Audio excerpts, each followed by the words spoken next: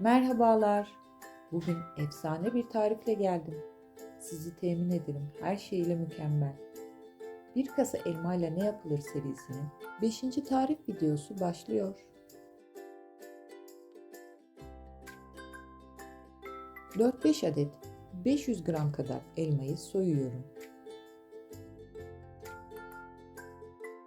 Ve rendeliyorum.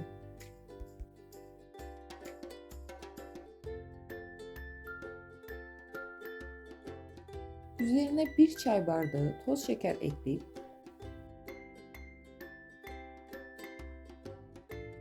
pişiriyorum.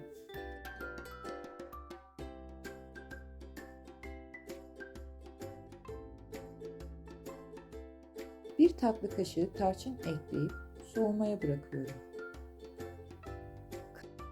Karamel sos için 1 çay bardağı sıvı kremaya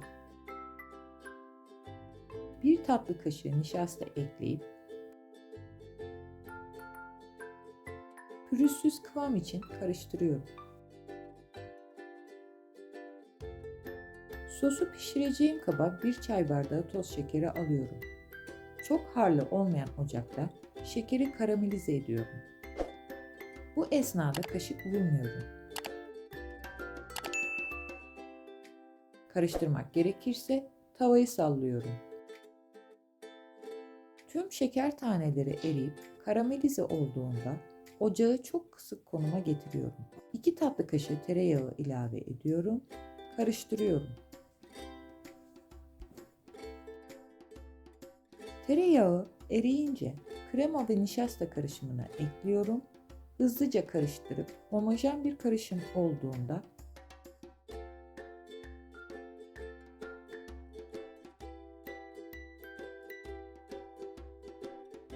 ocağı kapatıyorum. Soğumaya bırakıyorum. Kek için 2 yumurta akını, 1 tutam tuzla, kar beyaz oluncaya kadar çırpıyorum.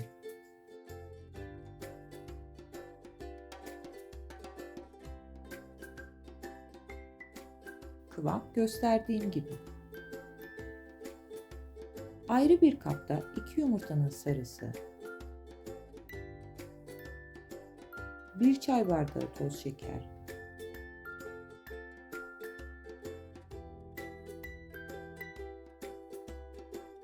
1 çay bardağı süt, yarım paket kabartma tozu, 1 paket şekerli vanilin, 2 çorba kaşığı nişasta,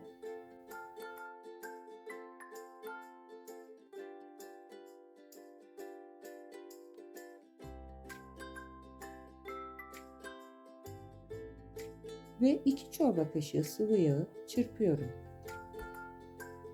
1 su bardağı unu eleyerek ekliyorum. Un ilavesinde artık mikser kullanmıyorum. En son yumurta aklarını da ilave ediyorum. Tek yönlü ve nazikçe karıştırarak homojen bir kek hamuru elde ediyorum.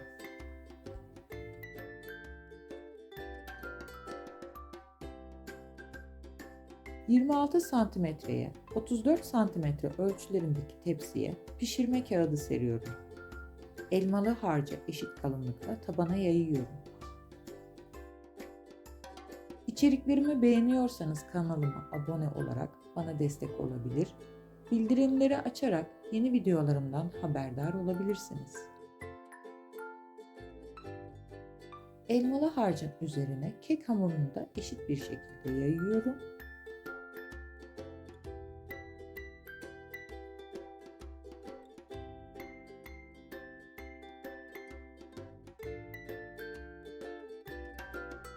Tepsiyi 1-2 kere sertçe tezgaha vuruyorum. Önceden ısıtılmış 170 santigrat derecede pişiriyorum. Fırından çıkardıktan ve ilk sıcaklığı çıktıktan sonra başka bir pişirme kağıdı yardımıyla keki ters düz yapıyorum. Tabandaki kağıdı nazikçe soyuyorum.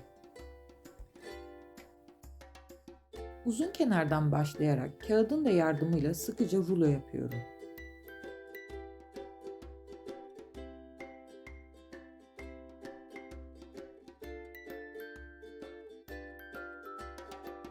Benim fırınım üzerini eşit kızartmadığı için tam kızarmamış olan kısımlar maalesef kağıtta kalıyor. Neyse ki kızaran kısımlar bizimle. Keki dikkatlice servis tabağına alıyorum.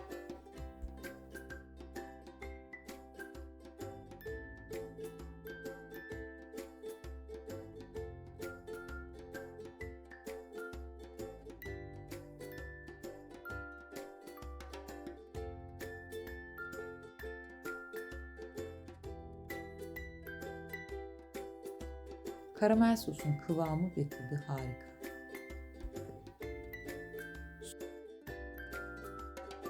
Soğuyan kekin üzerine karamel sosu yayıyorum. Ve son dokunuş, biraz ceviz. Tarçın, elma ve karamel uyumu damağınızda unutulmaz bir iz bırakacak. Beğeni ve yorumlarınızı bekliyorum. Afiyet olsun, hoşça kalın. Bu tarifte kullanılan çay bardağı ölçüsü 100 ml, su bardağı ölçüsü 200 ml'dir.